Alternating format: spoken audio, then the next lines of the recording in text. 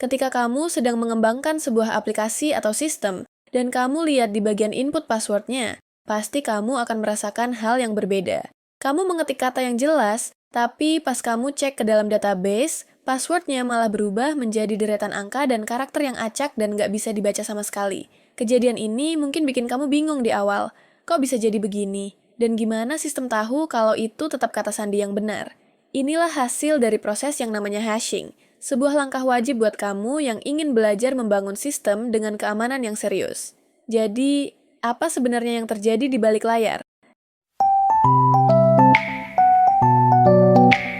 Hashing itu adalah sebuah algoritma matematika yang bertugas mengubah input teks biasa menjadi output unik yang panjangnya selalu tetap. Kamu bisa menganggapnya seperti sidik jari digital. Setiap data punya sidik jari yang berbeda. Keistimewaan utamanya adalah sifat satu arah atau one-way function. Sistem dirancang agar sangat mudah mengubah kata sandi kamu menjadi kode acak tadi. Tapi secara matematis hampir mustahil untuk membalikkan kode acak itu menjadi kata sandi aslinya. Inilah yang membedakannya dengan enkripsi yang bisa didekripsi kembali. Mekanisme kerja hashing ini sangat unik karena ia bersifat deterministik, yang artinya jika kamu memasukkan kata sandi yang sama persis, hasilnya akan selalu sama. Namun, yang bikin dia hebat adalah sesuatu yang disebut avalanche effect atau efek longsor. Coba kamu ganti satu huruf saja. Misalnya dari huruf kecil ke kapital, atau menambah satu titik di akhir, maka hasil kode acaknya di database akan berubah total secara drastis tanpa ada kemiripan sedikit pun dengan kode sebelumnya.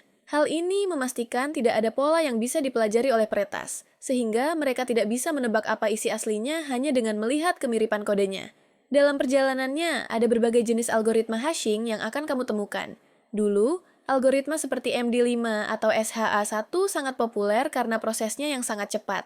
Namun, di dunia keamanan, cepat justru bisa jadi masalah.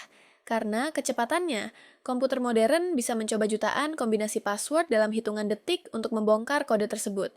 Itulah sebabnya algoritma jenis ini sekarang dianggap usang dan tidak aman lagi untuk menyimpan kata sandi. Sebagai pengembang, kamu harus tahu kapan sebuah algoritma sudah tidak layak pakai dan kapan harus beralih ke teknologi yang lebih baru untuk melindungi data pengguna.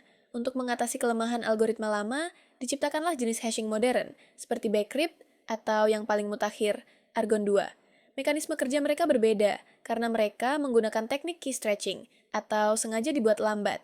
Algoritma ini memaksa prosesor komputer untuk melakukan perhitungan berulang-ulang ribuan kali sebelum menghasilkan satu buah hash. Selain itu, mereka secara otomatis menyisipkan salt atau data acak tambahan ke dalam prosesnya. Dengan kombinasi ini, meskipun peretas memiliki database kamu, mereka akan butuh waktu ribuan tahun untuk bisa membongkarnya, menjadikan sistem kamu jauh lebih aman dan tangguh. Intinya, melihat password berubah jadi kode acak di database itu adalah tanda bahwa kamu sudah melakukan langkah yang benar dalam menjaga keamanan. Memahami perbedaan mekanisme antara algoritma yang cepat dan yang lambat akan membantu kamu memilih alat yang tepat untuk aplikasi yang kamu bangun. Semakin kamu dalami dunia hashing, semakin kamu sadar bahwa keamanan adalah proses belajar yang nggak pernah berhenti. Menurut kamu, di antara Bcrypt dan Argon 2, mana yang lebih menarik untuk dipraktekkan duluan di proyek kamu? Tulis pendapat kamu di kolom komentar ya. Jangan lupa like dan subscribe untuk terus belajar bareng di channel ini.